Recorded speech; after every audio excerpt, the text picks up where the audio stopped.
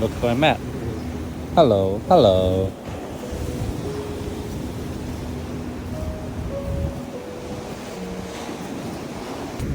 You like it, don't you? You like it?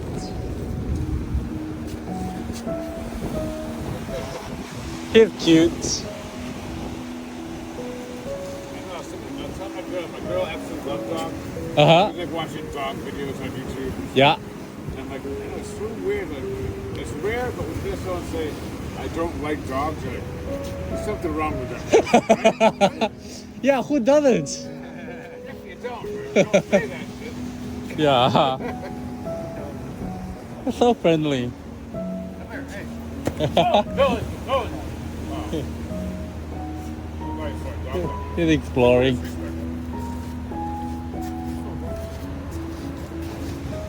Yeah, 2 college girls had it in their dorm. In a small dorm room. Oh. Yeah. So Wait, they dropped it off at the shelter. Yeah. And then he went down the shelter to Yeah. a friend of his was getting a kitten. And he Yeah. ended up with the dog. Yeah, I was like, I don't like cats at all. So I saw him. There was another small dog and it was barking. He never barked at me. Uh-huh. I'm like, why not? They were like, oh, because the 2 college girls, I guess they trained him wrong. Yeah. But it was too small, you know? They didn't take him anywhere. They were cut the classes. I said, why not? You know, That's I'm weird. so glad I have him. Yeah. I'm so glad I have him. I thought he had him for a long time because like, No, just like a month. yeah, he's really listening to you, right? Yeah, he's really assimilated good. Yeah. He's so friendly. He doesn't bark that much. He doesn't bark hardly ever. Yeah. Hey, how's it? Hey, what's up? Oh, look at the baby. Oh, it's a good boy. You Oh, he's a good boy. You know who loves babies. Yeah, you know who loves the babies. You a boy, aren't you? Oh, yes, you are. Oh, yes. Are you going to be your best friend? Oh, what a good baby. What's his name? Nolan? Nolan, you are a good boy, aren't you? You are a good boy. Yes, you are. Oh, look at that face. Oh, my goodness. What's that? Oh, what about that? You like the butt scratches too? Yeah. More. Yeah. Oh, butt scratches and chest rubs. Baby. Let's sit over here. You guys all right if I burn one? Oh, yeah. And chime in if it's perfect. I will be burning the same, but cheers. Good job. Good boy. Good boy, aren't you? Aren't you a good boy? Oh yeah, that's a good stuff. Why not? Why not?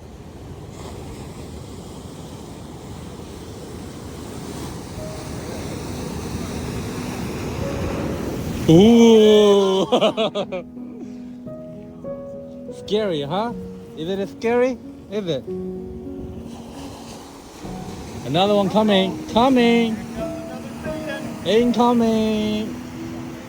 Look. Oh, you missed it. You missed it. Come say hello. Come say hello. Go. New friends. New friends. Go. It's not to be done with the rain. Yeah, exactly. But they'll be gone. Oh, you know who loves you. Came over so quick. Thank you for choosing Chris Mikey. I can't do it for another 3 years, 5 months, and 10 days. Military? Mm-hmm. I don't know why. I was thinking roll. Nasty. Someone last night when and what was really funny is you can see they're doing mental gymnastics, trying to find a tactful way to ask the question. And I'm like, no, I retired then. Like, oh. The whole telework thing has just been a blessing. I've been working remotely for coming up on 4 years now. Wow. And I right? Yeah, it's been absolutely wonderful. Some people don't. Some people can't do it. They don't have either the self-discipline, Yeah. or they don't have the home environment that's conducive to it. They don't have office space set up. Yeah. And both my wife and I were both remote working for 3 years. Wow. She had her office upstairs. I had my office area set up. We were on opposite ends of this hallway. We didn't even see each other during the workday. We didn't even take lunch together. Oh, really? Really, we didn't even eat lunch together. We And she didn't barely take saw offense on that? Yeah, we didn't even. We barely saw each other during the work days. Okay. But yeah, I hope to be able to finish out my career the next 3 years and 5 months doing it. Wow. Yeah. Nice. Yeah, I like remote working too. I feel like gives you flexibility.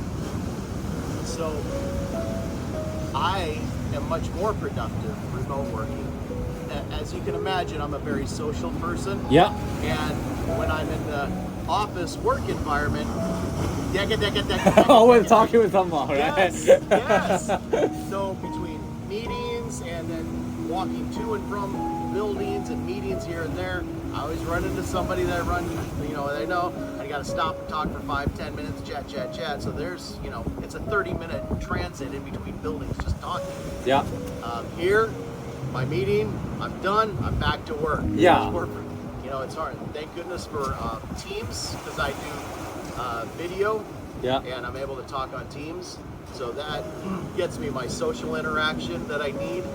But yeah, aside from that, I don't have as much non-productive time as I do if I'm in the office. Yeah, I feel the same way, especially like saving time commuting. I feel like when 2 hours a day I get back. What time zone are you working on? Yeah, Pacific. Pacific? So only 2 hour difference. Oh, okay, same thing. It's like I basically get up at 4:30 every day, Yeah. and then get some work done. I have a meeting in California time, 10 to 11, which is 8 to 9 here. My cousin, Uh-huh.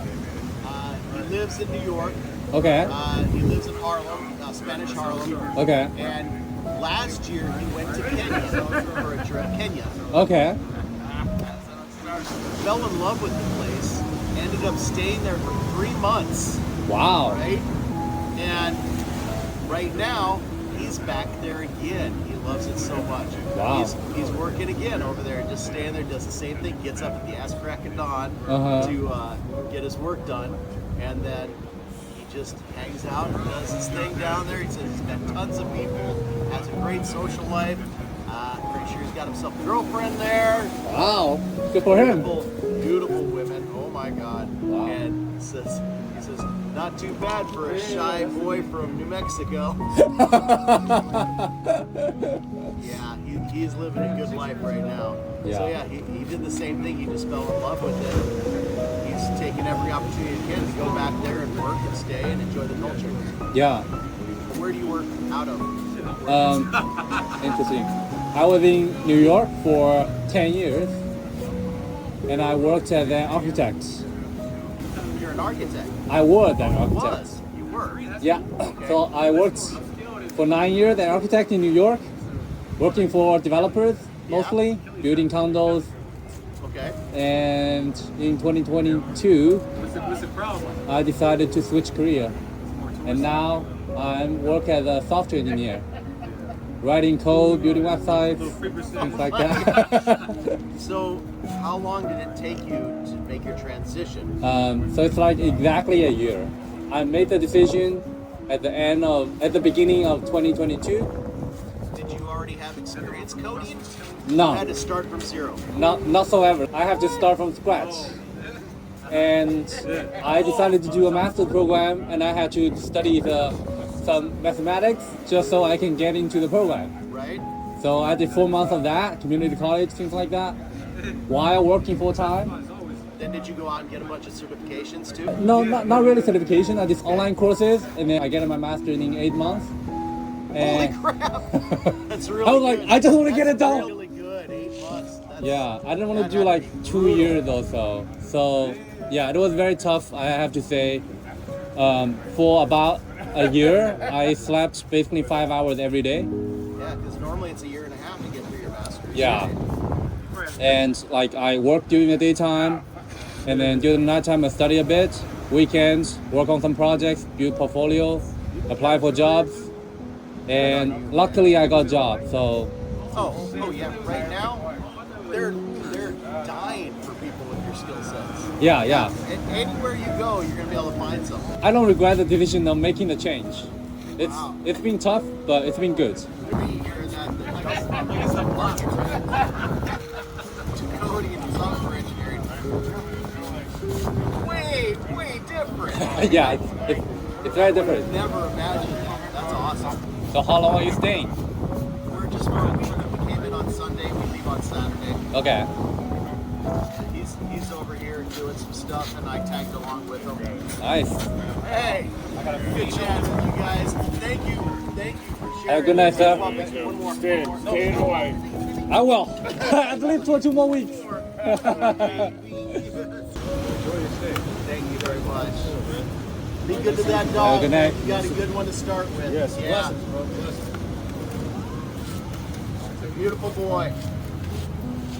I mean, I like alcohol in itself, but what's more fun is sitting with a friend or someone you don't even know, right? Like in a bar, and then you get a chance to finish a bottle of beer or wine.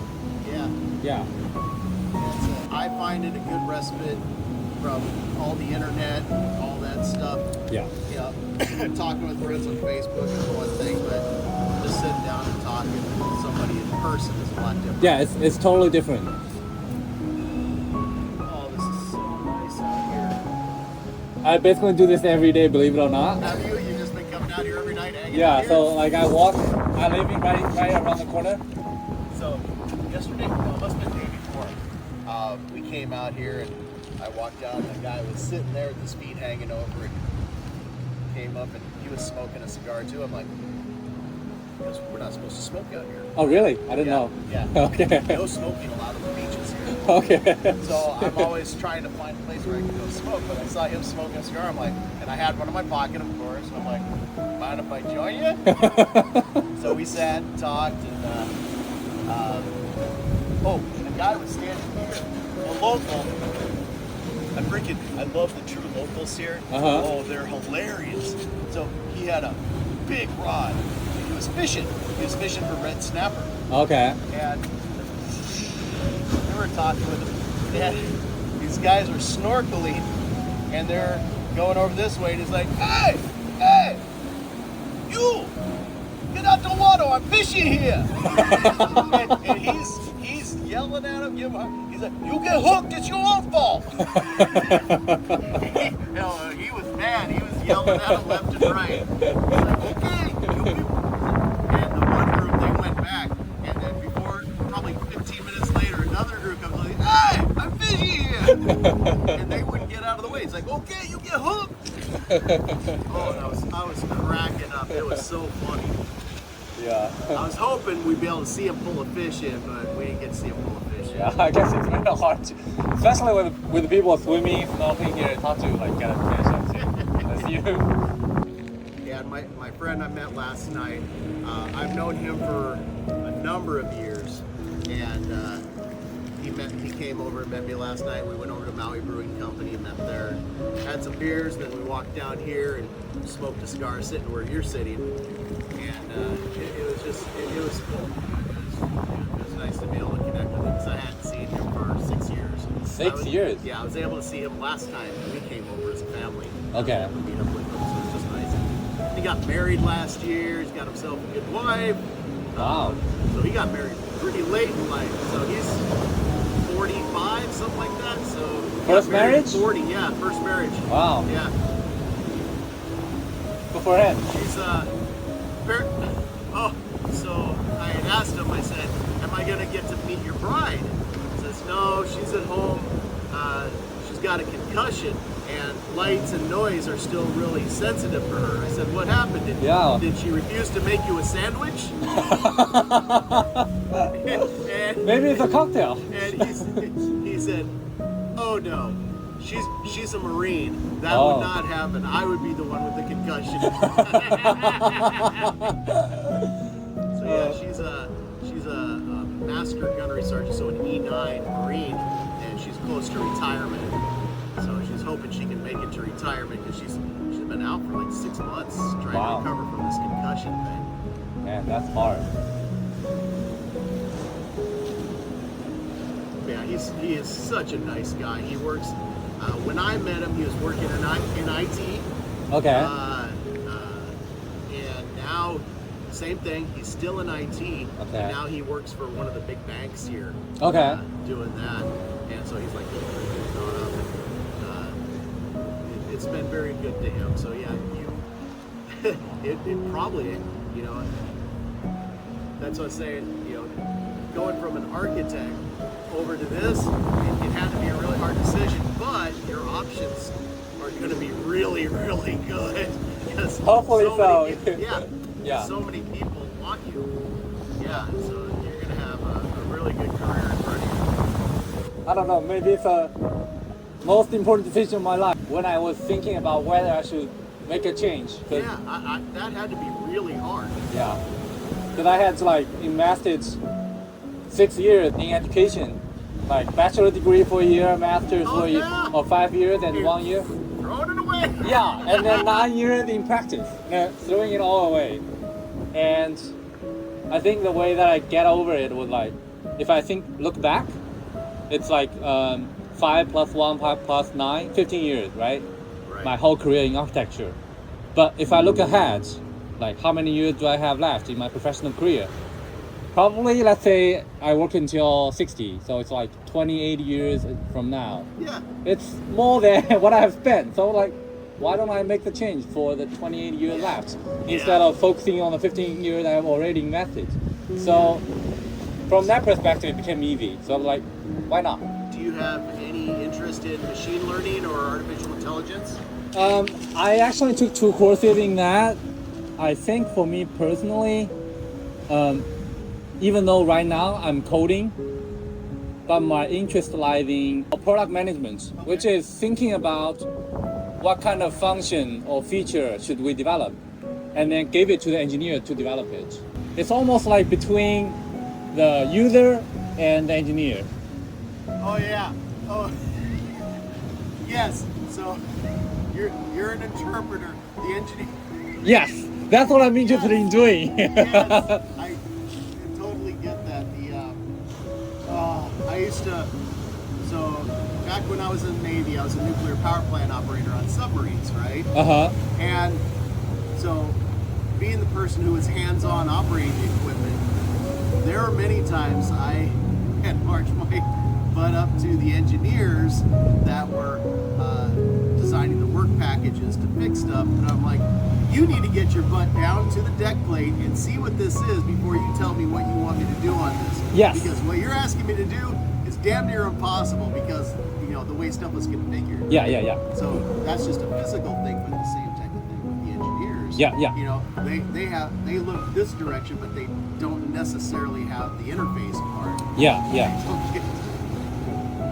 That's what I felt like when I was in architecture as well. Like there are people, contractors, who is actually building a house or condo, but there is also architect who is trying to interpret the needs of habitants and then tell the contractor what needs to be done. And that's kind of like the role in architecture I was playing. I want to play the same role in software engineer. Like I want to be able to know what happens behind, like in the lower level, what needs to be done physically or coding wise. And if I know enough about it, I want to be able to like survey the customer's needs, the markets, and then try to build something that can be profitable and also beneficial to the users, and then be a bridge between customer and engineer. That to me is more fulfilling in a way. Like I was talking to a couple of my friends who are in software engineering, like they actually took pride. If you look at a website, right, if you type in google.com, sometimes it loads in like 1 second, sometimes it loads in like 0.5 seconds.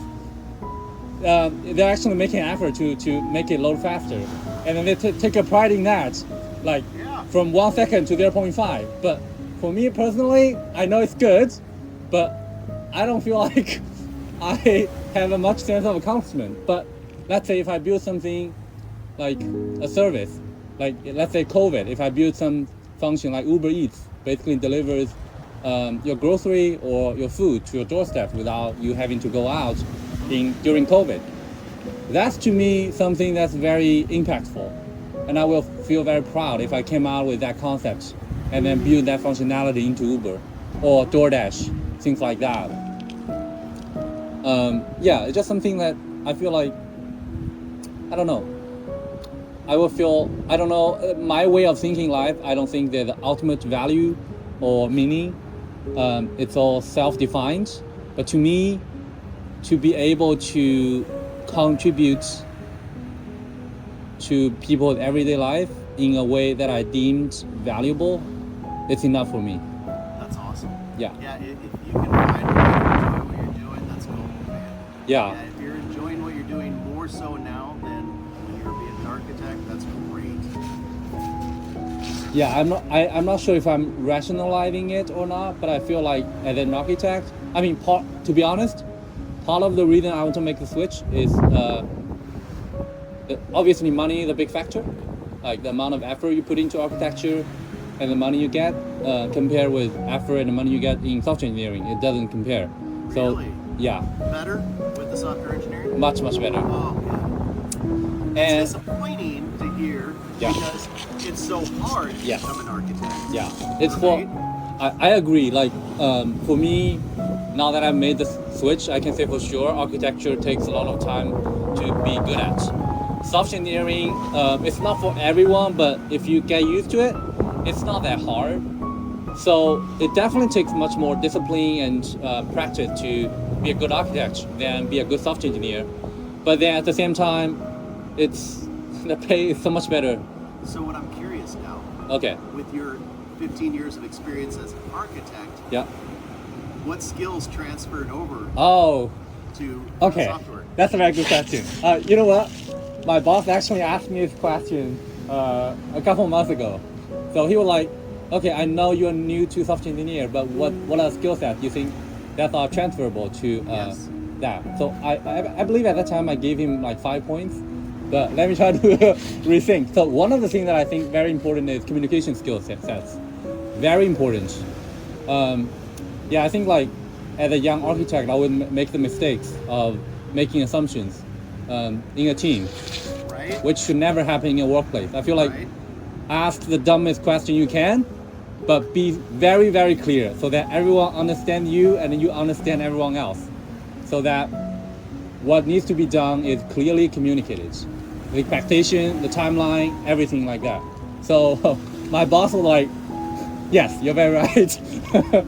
And then I think one of the things that I think is transferable is try to have the right expectations. Like, I used to be very ambitious. Like when I get a project, I always overpromise but underdeliver, Ooh, and that hurts. Yeah, ooh. That's like 101, man. Oops. yeah. It's like Under promise, over deliver. yeah, like I was a little bit, I don't know, overconfident in a way. I feel like I'm so good at things, and all my bosses think I'm very efficient, and then over a period I got cocky and I overpromised, and but once you make a promise, once you cannot deliver, that's bad for business, right? It's like Oh, yeah. Yeah. That's your reputation. when I get into the business, software engineering, I started to be very cautious of what I promised. Like it's better to under promise and over deliver, right? So, where you're working now, are they active with Agile and Scrum? Oh yes, yeah. So how did you know that? It's part of what I do. Okay, yeah. So I work for this company called, I think you probably know, HP, Hewlett Packard. HP, Yeah. Hewlett Packard Enterprise, yes. Yeah, yeah. So Yeah, we use their software for records management stuff. oh really? Yeah, and then it's gone now. We dumped that Okay, contract. okay. Sorry to hear that. Yeah, me too. Yeah, I mean, yeah, they're trying to do a little bit of everything: cloud storage, cloud computing. I'm in the networking division. We basically try to optimize the traffic between, let's say, if you're enterprise, you have several offices in like California, Hawaii, right? How do you optimize the traffic between these offices? So I'm in that division, and I liked it. I feel like you can really make an impact. The code you write can benefit a lot of companies. What's amazing is that whole theory of Agile and Scrum transfers to other things other than computing. Yes. And software development. Yeah. Yeah, we implement a lot of those theories. Uh-huh. in what we're doing. Yeah. Yeah. I'm still new to this, but I feel it's very useful and very efficient compared to architecture, where I don't know, things are run very differently. It's almost like case by case. I've been with 5 different companies in my 9 years of practice. I would say, yeah, all 5 of them are run differently. It's all based on the preference of the owners. And there's a saying in the profession that architects are bad business person. I kind of agree. So what's your plan, if I may ask, after your retirement? So I have 2 things. Okay. One, I've been doing voiceover work for 10 years now. Okay. I have not been nearly as active in the past 5 years as I should have been, but it's just because I've been so busy with my day job Yeah. that it's kind of backburnered. But I still stay involved with it. Uh-huh. So I've got my own studio in my garage and everything like that. Nice. So my plan is continue to ramp up with that. Continue to get more and more experience, better, and then smoothly transition to that for my retirement gig. The other thing that I want to do is I'm a training facilitator also. Okay. And that's what gives me joy. Okay. Is leadership training facilitation. So my hope is that I would be able to get on as a contractor with a leadership training organization where I would no longer have to develop curriculum. They develop the curriculum, I learn it, and then I go teach it. And they would just say, okay, I need you to go here, teach this class, go here, teach that class. Nice. If I could do that, fat, dumb, and happy. That's nice. That's the stuff that brings me joy. I love teaching. Uh-huh. So we'll see how that goes. That's nice. And what's really nice with both of those is you choose if you want to do stuff or if you want to do stuff. Oh. You don't have to. Yeah. That's freedom, right? Yes. That's priceless. I feel like, I don't know, I'm not sure if I'm too young to think about it, but I think about retirement a lot. And when I think about it, it's not about stop working. It's about you don't have to work for money, only for money, right? Exactly. Right. It's like I still have things that I want to do, and I can pursue that. Like, money is not the major factor in my decision of whether I should be working or not, or which profession I should be working in. When you get to that point, it's like a weight is lifted off your shoulders. Yeah. And he knows, he hears me talk about this all the time. Yeah. I've always talked to junior people that are coming in, and I tell them, do everything that you can in your power to be financially ready to retire when that time comes. Yeah. Because then what it will do is it will open up that door. You don't have to worry about money, and then you can focus on the things that you want to do. Yeah. And it will totally change your life. There was over 20 years ago, there was a commercial by Prudential Securities. And when I met my wife, she was a financial analyst for Prudential Securities on Wall Street in New York. She was born and raised Midtown Manhattan, lived in New York for 25 years. Okay. And this commercial that they had put out, and it resonates to this day, and this is the one that really got my brain in that mindset. It was this older guy, and he was doing man on the street interviews, and just go grab random people. He says, if you could do anything in life and get paid for it, what would it be? And some people are like, oh, I love baking. I would love to get paid, to bake stuff for people. Another one's like, oh, I love surfing. I would love to give surf lessons, stuff like that. And just all these different things. Like, what's your passion, for example? What do you do? Oh, for fun? right now, my Yeah. passion? I actually like to write books. Okay. I would love to write and just have time to write and publish books. And if people want them, great. If not, great. Yeah. And anyway, after doing like 7 of these man on the street interviews, this is just in a 30-second commercial, right? Yeah. It closes with him saying, saving for your retirement is the way to pay yourself to do what you love. Yeah. And I'm like, oh, and that hit me so hard.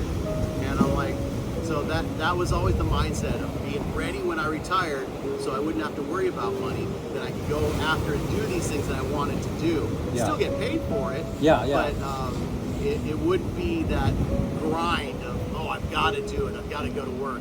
But to be able to get to that point, you have to plan, you have Yeah. to do some sacrifice Yeah. along the way to get there. Yeah. And a lot of people are very short-sighted and they struggle to do that. Yeah. And so yeah, it's cool that he's got that opportunity to go do that now. All right, we gotta get back because he's gotta get up early in the morning. Okay. It was a pleasure chatting. Great chatting with you. What is your name? Juan. Juan? Yeah, W-N. W-A-N? W-A-N? I'm Yeah. Lonnie. Lonnie? Lonnie. Lonnie? No, yes. Nice meeting Nice you. to meet you. Enjoy the rest of your visit. You too.